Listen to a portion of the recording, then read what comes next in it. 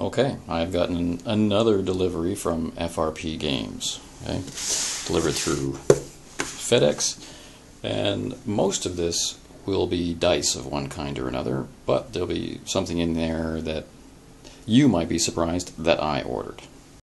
Okay, once again, this is being shipped internationally from California to South Korea. It arrived in 5 days. Most of that was spent sitting in a sort facility in San Francisco. So we take out the paper. So we got some silly emoticon dice just for the hell of it. We got a package of pewter dice. Quite heavy. Yeah. I'll take more detailed pictures of that later. Some dice bags, just because I've gotten so much dice, or so many dice lately. Alright. Another big dice bag for the same reason. And I see what we're looking at the bottom of the bag here. Now, this is actually a problem because I did order Dungeon Crawl Classics, but I did not order this cover. I ordered the limited edition second cover. So this will be interesting. What do I do about this dilemma? That's one hell of a book, though, isn't it? Okay. In my earlier clip, you saw my package today from FRPGames. And of course, the major focus is the disappointment of their first mistake for me. And I've ordered from them a lot. The first mistake was they sent me the wrong version of the product that I ordered. I finally gave in for whatever reason, even though I own the PDF. I ordered the hardback of Dungeon Crawl Classics, even though you know and I know the chances of me actually running the game are infinitesimally small. Because, you know, when and with whom? But I bought it anyway. But they sent me the wrong version. I had ordered the second limited edition cover because it appealed to me. I didn't want to pre-order the third limited edition cover because I don't like it. I didn't want really the first edition cover because I also don't want it, even though it's about $15 cheaper. So what's a person to do? Well, the jury's still out on what's actually going to happen there. I'm waiting for a reply from FRPGames. They'll get back to me in the next couple hours because when I wrote to them, it was the middle of their night. Remember, I live in the future. So let's look at the other stuff that I got, just because a lot of it amuses me. The first thing, I ordered some pewter dice. I don't know why I ordered pewter dice. There's a theme here in this particular order. I don't know why I ordered it, but so I wanted some metal dice because later on this year I'll be getting some metal dice. And I kind of wanted to know what the experience of rolling them would be like. So I ordered these pewter dice, which you can see here. Okay, or you can't really see here. Let's put them over here this way. Yeah, that's better. So they're called Fantasy. So they're by RAFM, ostensibly made in Canada, home of many quality pewter goods, but assembled in the USA or printed in the USA. So you've got an interesting mix of Canadiana and Americana together. So it says, please have fun with these products, but please remember they're poison and cause birth defects.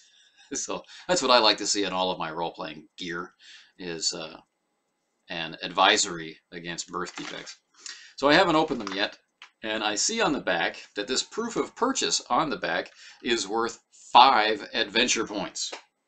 My mind boggles at what exactly these adventure points would be used for, but you know, now I have 5 of them. So I have to save this proof of purchase, else I have lost my adventure points. And we can't have that. So I'm now opening the blister pack to get at the pewter dice, and they are heavy. And that's pretty good. They don't seem to be scratching each other too much. The D20 is a decent size. The D8 is a little flatter than I'm used to. The D12 is a D12 is a D12, nothing too too spectacular or special there. The D10 looks completely normal, quite heavy. The D10s, similarly so. The D6 is light in comparison, but a decent size. And the D4 is nicely laid out. I prefer a D4 that displays at the bottom, not the top. So, yeah, let's listen on my glass desktop. Pretty heavy, not a lot of roll. They just kind of drop and stop, which is very nice. I think I'll appreciate that a lot. And they appear to be rolling randomly. Okay. I also got, as you may have noticed, a lot of dice bags, and I was just mainly choosing by size or by things that were going to disappear soon. So I got 3 dice bags from Fantasy Flight Supply. Now, I've taken 2 of them out of the box, but I just had to show the box one more time. Oh, that's not very clear. So this is the Blood dice bag, and I picked 3 different marked dice bags so I can tell from the outside what kind of dice I've got tucked away inside. And so the reason why I'm showing this case is that for some reason on the back here there's an advisory, not a children's toy, age 14 plus, hobby gaming product. This is a dice bag. So I've been trying to figure out what could possibly harm a child under 14 years of age, and I'm guessing it's got to be the string. The deadly, deadly drawstring, or perhaps if you have a really young child with some kind of oral fixation, they would choke to death somehow by sucking on the bag.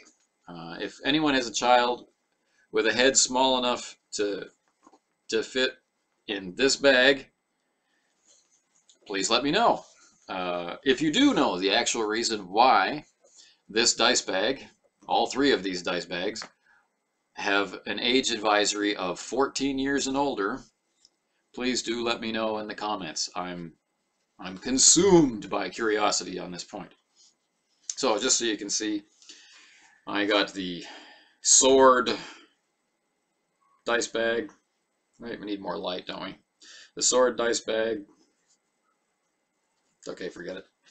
And the blue vortex dice bag. All of these are kind of a faux or fake velveteen kind of feel. They feel like a cheap velvety dice bag. The fabric itself feels strong. Inside it's lined with, you know, that satiny polyester. I'm not concerned. I think these will last a good long time and hold my dice, even a massive amount of dice, safely. These are large dice bags, not large enough to get my whole head inside it, of course, but large. I got an even larger dice bag, which is plain, which also has a dangerous drawstring, but was able to be sold to me without a security warning.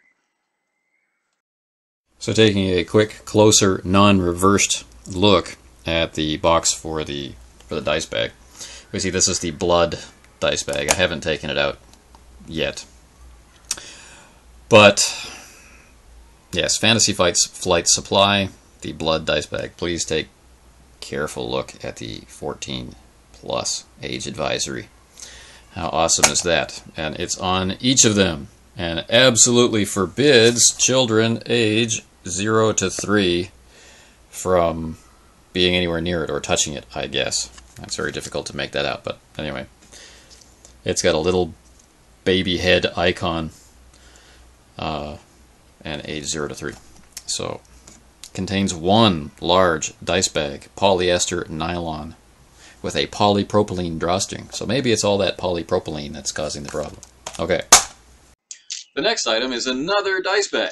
Lots and lots of dice bags. Now, I left the tag on this one because it comes from, I don't know where it comes from actually, but it's billed as the Black Onyx dice bag. It's 4x6. It's from Last Stand Convertibles. Maybe that means something to you. Doesn't mean anything to me. And I apologize for whoever has produced this bag with this great name, because this really is an awesome bag. It feels much more like velvet than any fake velvet dice bag that I've ever had in my hands before. It's a good size, holds a lot of dice, which we'll see in a minute, one of which I just dropped on the floor. And this dice bag actually came filled with the semi-random dice that I decided to order this time. And let's take a quick look at them as I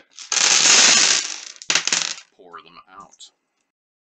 The first set of dice that I ordered is 10 Roman numeral D6s.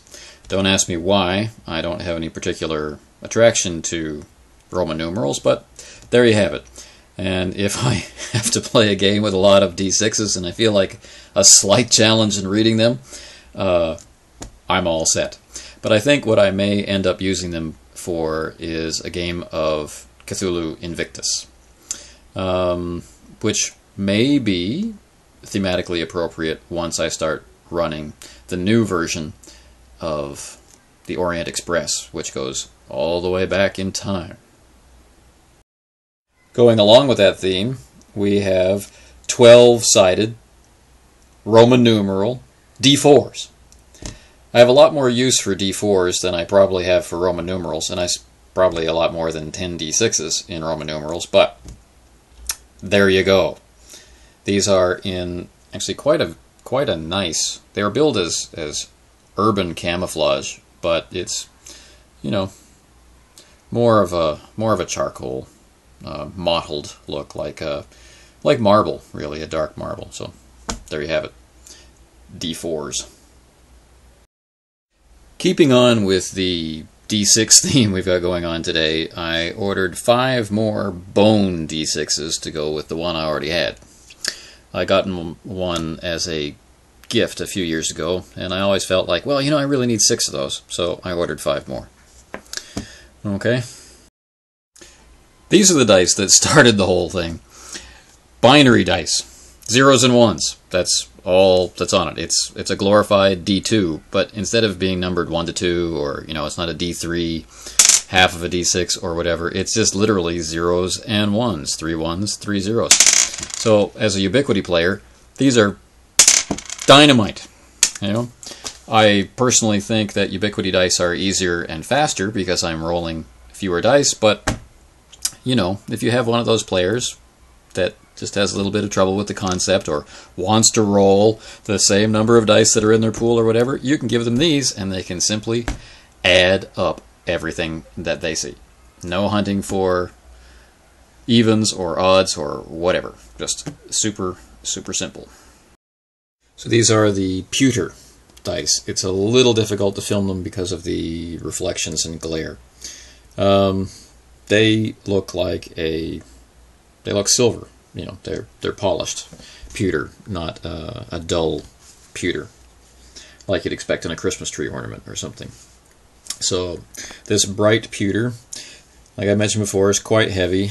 Rolling the D6, you get a lot of just simple stopping action. Right.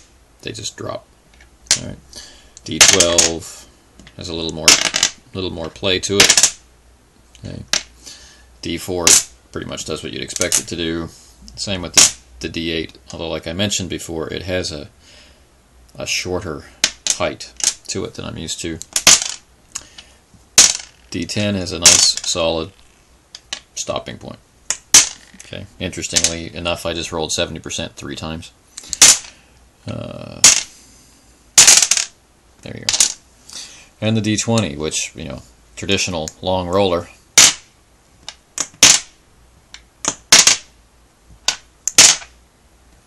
Very stable. So, be an interesting set of dice to use, should I get the chance. As usual, packing, service, shipping, all of that was dynamite from FRPGames. If I hadn't had this slight problem with the wrong version of DCC, I really wouldn't have anything to complain about at all. And I'm sure after they've read my email, I still won't have anything to complain about. It will just be a slightly interesting story. I hope you've enjoyed this report of crap that I bought for no reason. Now this big pile of dice is the result of a Kickstarter project that I backed back in August. And the projected delivery date was March, and had it not been for some truly unforeseen and unpleasant crap that happened to the developer, I truly believe that this would have delivered early. So I don't count this one as late, and the truly exceptional level of communication that was maintained from the very beginning in this Kickstarter is an example to pretty much anybody who wants to keep happy backers. So the Kickstarter was put together by Impact Miniatures, and the purpose of the Kickstarter was to produce the missing spherical even-sided RPG dice. So the initial plan for the Kickstarter was to create spherical D14s and spherical D18s. Where's my D18? Here it is. Okay, so this was the plan.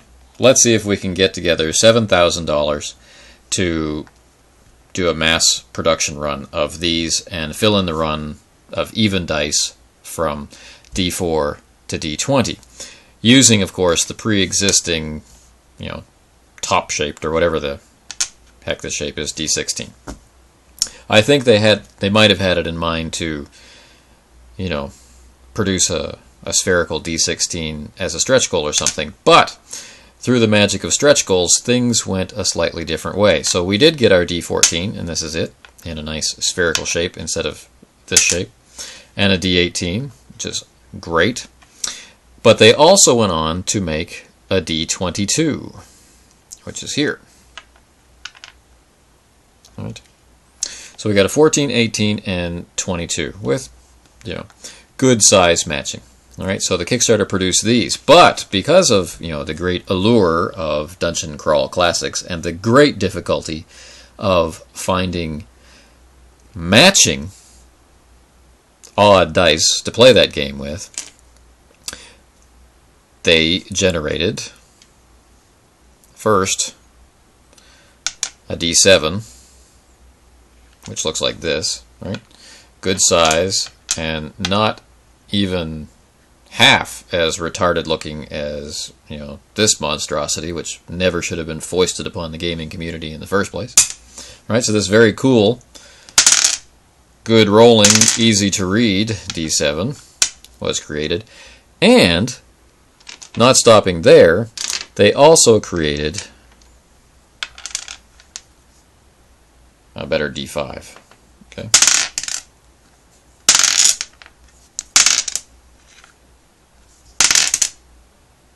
Easy to read and a good size. So 14, 18, and 22, okay, plus a D5 and a D7 that don't suck. That was what the Kickstarter produced. It also enabled people to buy bucket loads of, let's say, normal or traditional or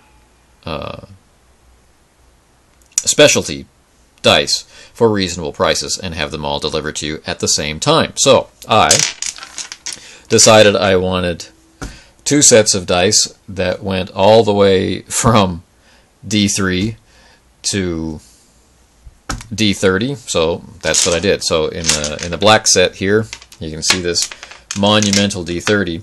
Now, color matching, as you can see, didn't turn out to be a problem at all, even though these dice are produced by Impact, and this D8 was purchased from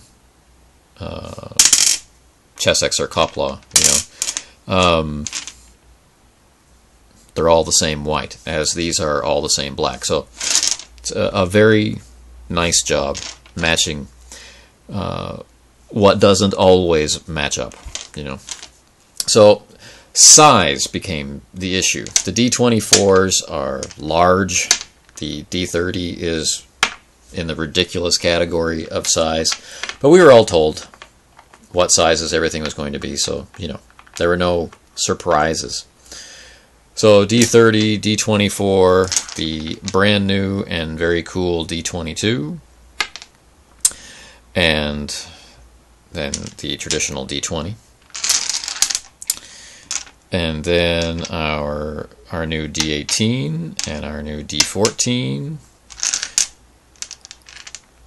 Of course, completely forgetting the pre-existing D16, which is the least well-matching one of the bunch, mainly because of how small the numbers have to be. D12, and then we've got our D10s, and then D8, and then our very cool new D7, D6, then D5, D4, and D3. So 3, 4, 5, 6, 7, 8. There's no D9. That will be in the next Kickstarter, I hope. 10. There's a rumor that there'll be a D11. 12. 14, 16, 18, 20, 22, 24, and 30. So, if I have the opportunity to play Dungeon Crawl Classics, I have far exceeded my needs in this area. Twice.